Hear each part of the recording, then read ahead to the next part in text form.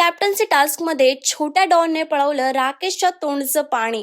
तर colours मराठीवरील big बॉसचं नवीन पर्व नुकतंच सुरू झालं आहे आणि कालच्या एपिसोडमध्ये आपण बघितलं की ओमकार आणि विशालमध्ये हातापाई झाली आणि त्यामुळे बिग बॉसने कालचा टास्क थांबवला आणि आजच्या एपिसोडमध्ये आपल्याला पाहायला मिळणार आहे कॅप्टन्सी टास्क पुन्हा सुरू होणार आहे. तर आजच्या एपिसोडमध्ये राकेश आणि छोटा डॉन म्हणजेच प्रभू ह्यांच्यामध्ये आपल्याला क्यूट अशी फाईट बघायला मिळणार आहे.